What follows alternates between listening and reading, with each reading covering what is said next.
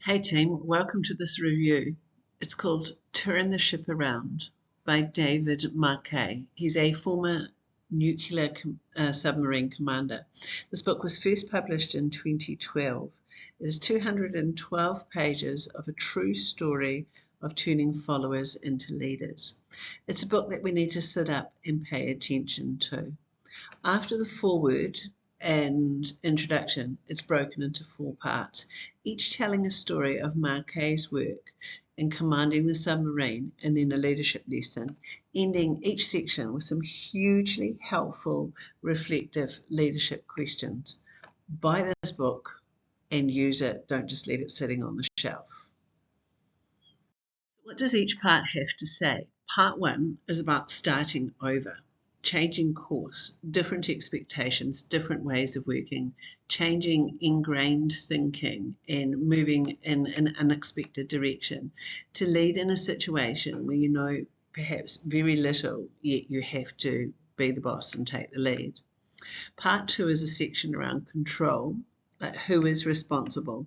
It's about reculturing and building a new language and a way of making decisions, moving the team from one of compliance and following to working with intention, using the phrase, I intend to, as opposed to asking for permission, waiting for orders, and following blindly without questioning. Part 3 is about competence. We make mistakes and we learn, and then how do we learn from this? How do we continue on this journey when it feels like it is all going wrong? How do we keep learning without reverting back to compliance and command? And then part 4 is about clarity, building leadership at every level. With clarity and competence, you can offer up more control. Leaders tune their level of control. What Marquet tells us is what leadership isn't, with a definition. It's not directing the thoughts and plans and actions of others so as to obtain and command their obedience, their confidence, their respect, and their loyal cooperation. Many believe that this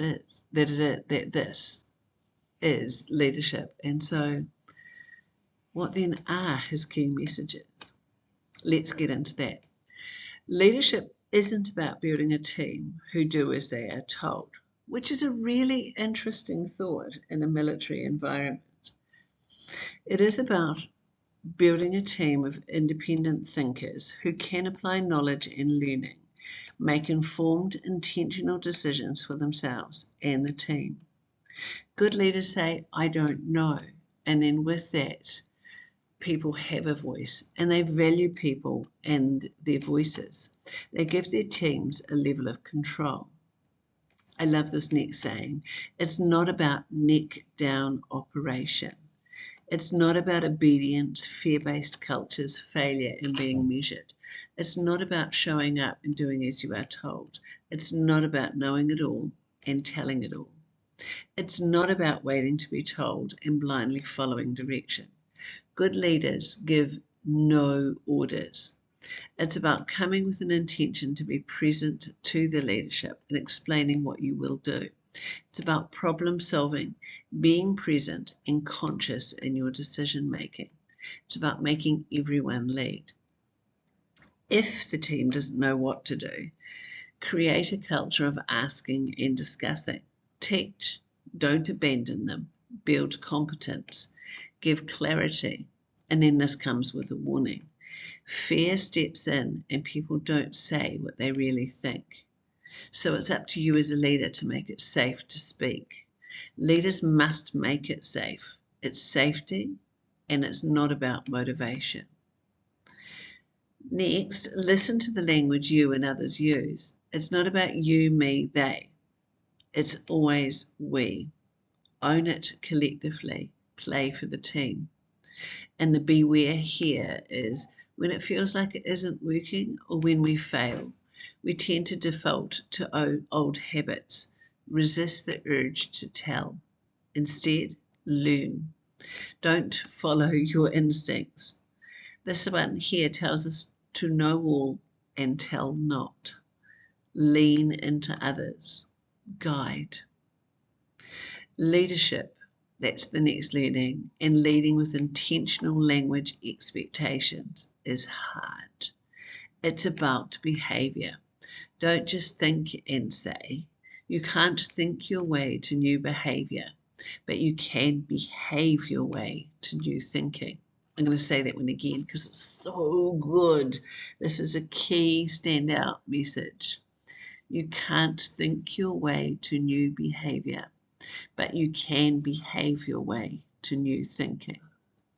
Teams behave their way to new thinking. And so then other noticings in the book that really stand out.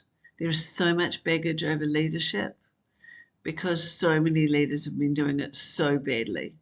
Leadership has such a bad reputation. Learn to lead and do it differently. And then there was a point of view. A question was posed to Marquet. Are there generational differences to leadership? After all, his team were mainly millennials and he's not. And his response was no, but times have changed and teams today are simply being real, expecting to be treated respectfully, with intent and with care. What has changed is that our teams will voice what is acceptable and what should and will be tolerated from leaders. The key message is to treat people as people. Marquet challenges leaders to know all and tell not. And there's a great little picture there, a little diagram in the upper right-hand side. That's it. He finishes up with a quote on page 199. Encourage a questioning attitude over blind obedience. And then I've added on the website an additional page to jump into, and that was a cool summary pretty much of the whole book on 205, page 205. Two columns, one of don't do this and the other of do this. One has you being questioning and the other side has you being curious.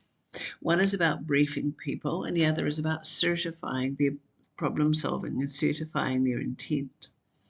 One focuses on process and systems and the other focuses on people. One protects information and the other passes on information. One reduces monitoring and inspection and increases voice and responsibility. This is a book for the shelf to dive into. Loads of learning here. His ideas are invaluable, so use them.